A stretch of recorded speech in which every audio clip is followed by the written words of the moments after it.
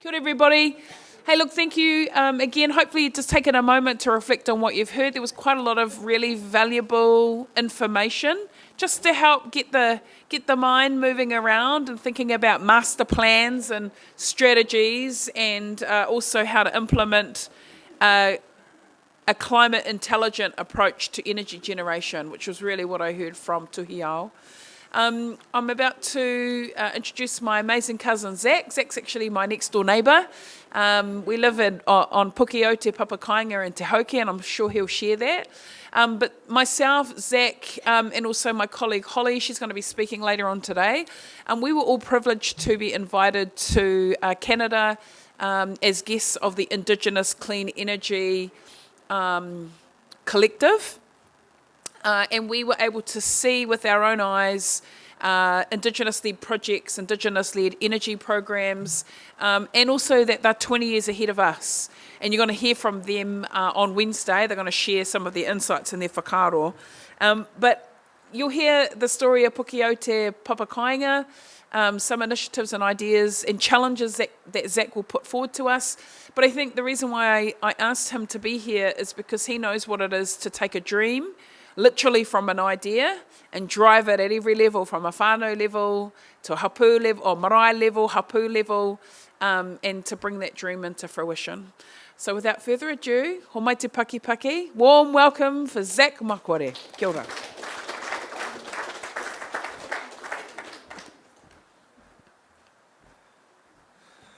Oh, well, kia ora tātou whānau. Exciting times.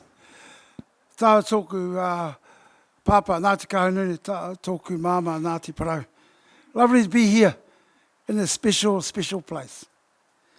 Can I just say, today I've just met one of my schoolmates from 50 years ago, Jeffrey White, from this marae, and his sister sitting right there. Memories 50 years ago when you're a little third former, because he was in a little wee fella. And all these big Māori, not bullies, but these big Māori fellas, amongst them. We were lucky enough to go to Te Aute College along with another fellow by the name of Andrew Marshall. He was a sprinter, believe it or not.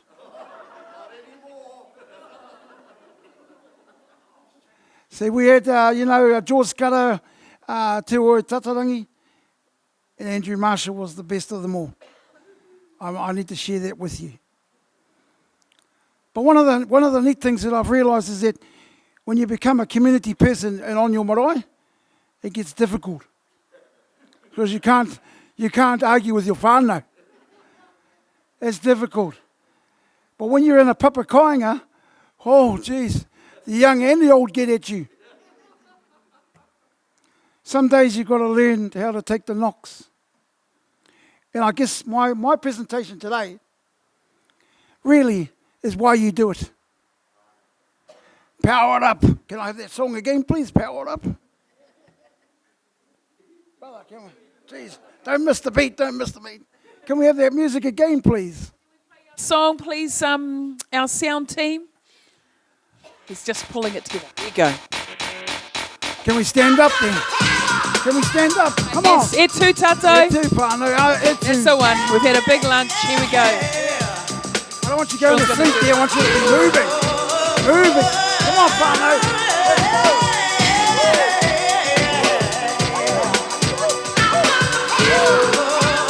Okay, sit down. You're wearing me down, whānau. I just want to start off with this. My focus is purely on why we do this. And what's our purpose? What's our kaupapa? If we're to find out about the energy and what it looks like going into the future, we need to have a purpose. We need to have a kaupapa, because that's where it all starts. To me, here's my kaupapa. It's about our people. The top end is 2022, the housing conference. 600 people on your land, you've got no houses.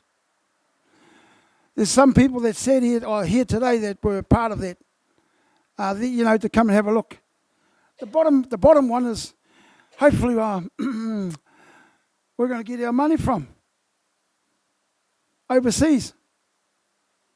So I know in 22, the government for Papakāinga had $650,000, $650,000 million for Papakāinga housing.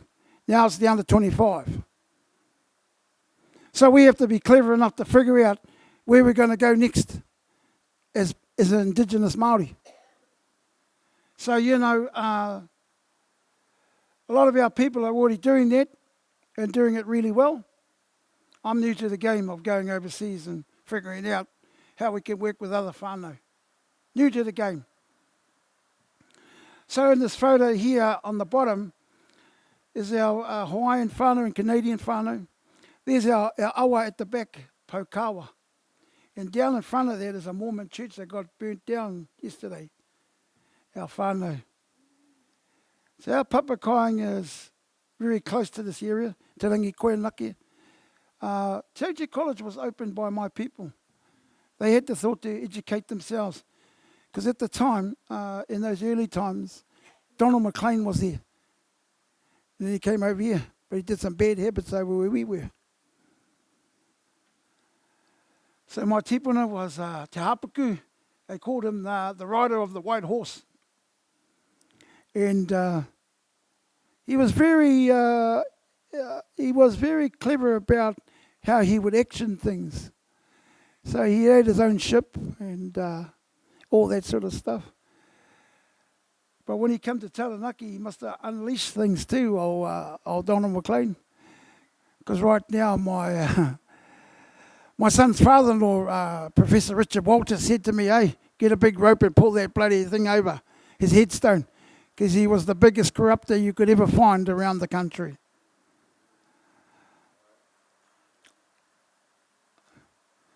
This is what I see as being part of who we are, our past, present and future. I'm cutting up the meat because that's energy for us. I need my whānau to know how to be doing this stuff. I did it for 20 years in the meatworks. My father was a shearer, but we get, you know, the good times, the well-being part of all this. The horses on the bottom, they come from Mahue. My moko was one of the only kids that was on the journey at 11 years old. So they come there to save our maunga of Kahurānaki. You would have seen it on TV. To me, that's about keeping us collectively together, doing positive stuff. What's that got to do with power? Well, power it up, people. Stay together. Don't separate. Stick together, especially during those hard times. The one on the top there with the tomatoes, that's the marakai stuff. Sustainable living on our Papakāinga. You know, to that, some of the neat things that come from it is just sitting around and talking. So today we've got our auntie, she's being buried back home. Our young ones are there while I'm over here doing this. So, you know, when we talk about power to the people. And again, the photo down the bottom there with my whānau there. My sister there with the white hair. She's 87 when she died, about 4 months ago. So I didn't tell the sister that I was going to bury her on our maunga, on our little hill. I just went and did it. I told the farmer, he said to me, Zack, are you allowed to do that? I said, I'm sick of you fellas. You do what I'm telling you to do, otherwise there'll be no more leases. So you go fence that off, and we bury our sister there tomorrow. Now that's a bit cheeky, but I don't really care anymore. I want to push ahead. But I want to know that our kids, we can do it together. Again, the horses play a big part in the energy that I'm talking about. They're not thoroughbreds, they're not racehorses. They're where our kids can have fun. Where our people used to have fun.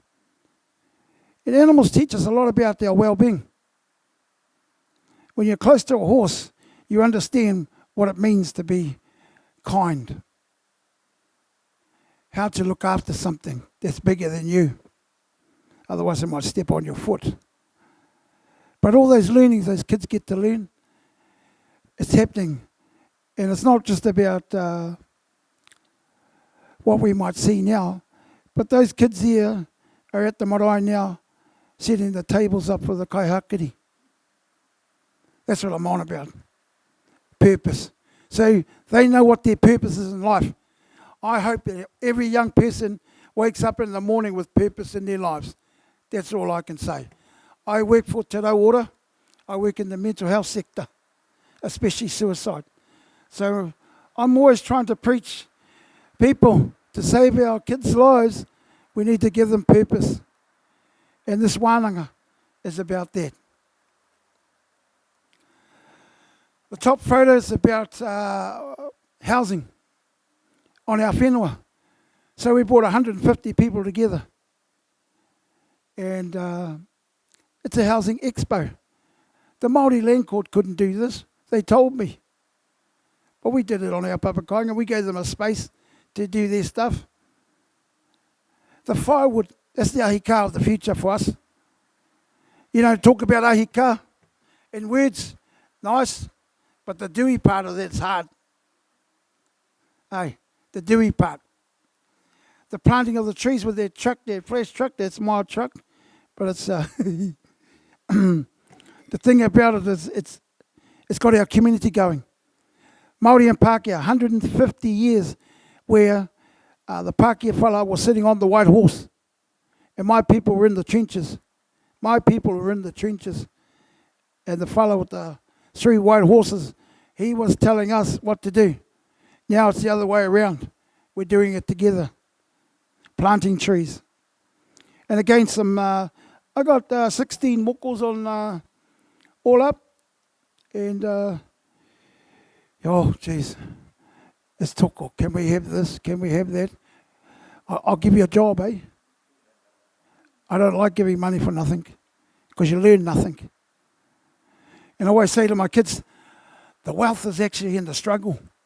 Oh, Dad, what are you on about? What are you on about, Dad? Gee, just give us the money.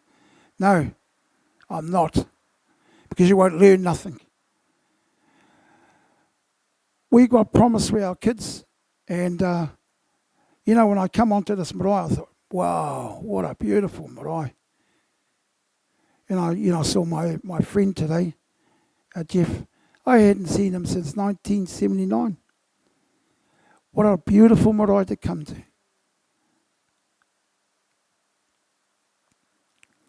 The marakai, the bikes, it's all part of who we are. When you go to Napier and you have 80 odd kids riding bikes, whoo, that's a head spinner. But I think, you know, there's your soldiers.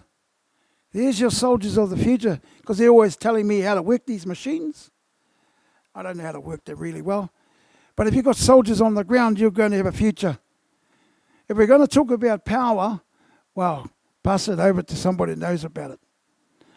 There's a young fellow at the back there that told me on the Zoom, Matsua, those fellas that put your solar panel on your roof, well, some of it was on the wrong side.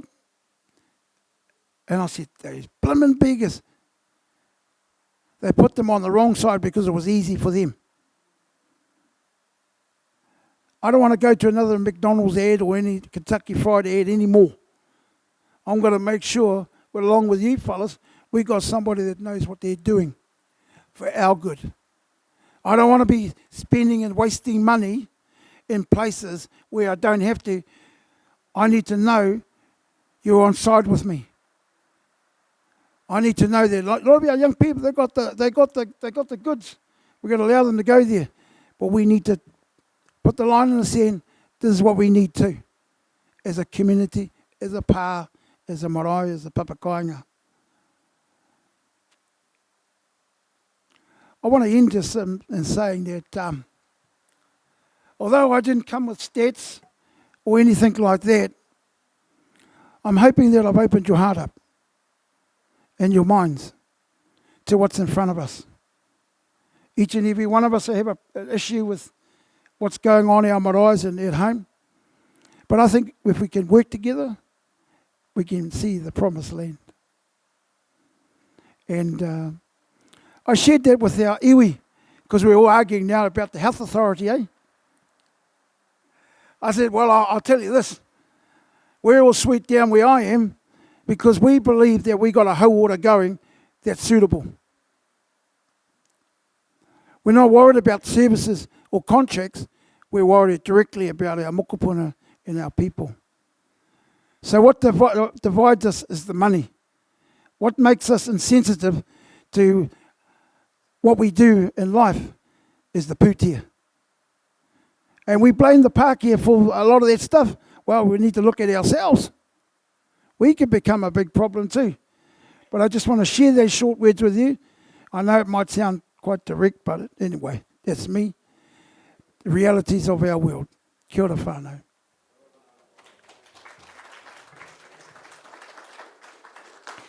Kia ora. Thank you, Zack.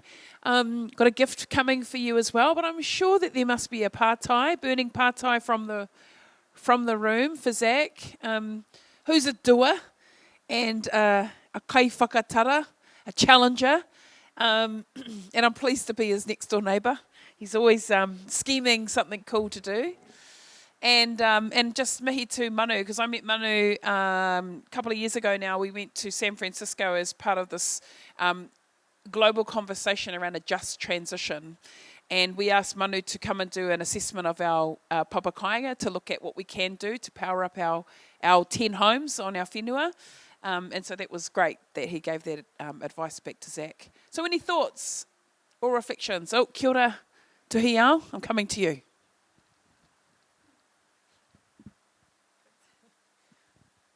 I'm really curious about horses. Can you tell us how much land and what you need to actually look after horses, like long term? Oh, jeez. I could go on all night. But the thing about it is the horses, you got 25 sheep. They have that much eating power for the 25 sheep for a month, roughly. So, you know, I don't like that because we need to keep our sheep up, you know. But the fun of it all is really about those kids, you know. So it's a big struggle with the horses. Yeah. Any other questions? Sorry, how do you deal with whānau conflict? Oh. Some days I've got to go, because I work in mental health, some days I've got to go and get supervision. You know, it's not a funny thing, it's reality. Because your own can pull you over too. It's reality. You stand up in the soapbox like this, you're going to get it. No matter who you are, you're going to get it. Because if you're not there doing this, somebody else has to do it. And there's very few leaders that want to stand up. Tell you that much. I think, you know, one of the kindest things we can ever do to ourselves, start teaching our kids how to do things like this. Take them with you. I went to the school, like I said, you know, at Aotearoa. They had a young Māori pub. You know, I mean, time's not going that well, but anyway, it's happening. It's happening. At least he's standing up. Hey, at least he's standing up. I was going to introduce myself as Julia Walpox. At least you get a laugh. So, you know, if Jeffrey White was here and Andrew Marshall was here, I would have introduced myself as Julia Walpox, just to get a laugh at him. Kia ora whānau. Almost paki. So I think it's important that we remember, as we know, you know, for these big, large conversations around energy, it all comes down to our whānau, the kinds of conversations we have around our dinner tables, on our whenua, with our relations, love them, hate them. Nothing moves without them. And so we need to be mindful of them, how we're including them, how we are talking to our mokopuna and our children around possibilities. If they don't understand, if our whānau don't understand what we're talking about, then the strategy's not working. And so it's important that the Ahi Kā are part and parcel of co-creating what that future will look like. And I'm very grateful to my cousin. He brought his amazing wife, Georgina, because, you know, Zack doesn't do it on his own. He's got his amazing wahine beside him and his whānau, and therefore we need each other to power up our communities. So take a moment, take another minute, have another little reflection with your neighbour. What did you learn from Zack? Because this afternoon you're going to map up a little bit of an action plan. So just take a moment to kōrero with your mate next door, and I'm going to ask Milandroka, please, if you can come to the front, and we'll get you...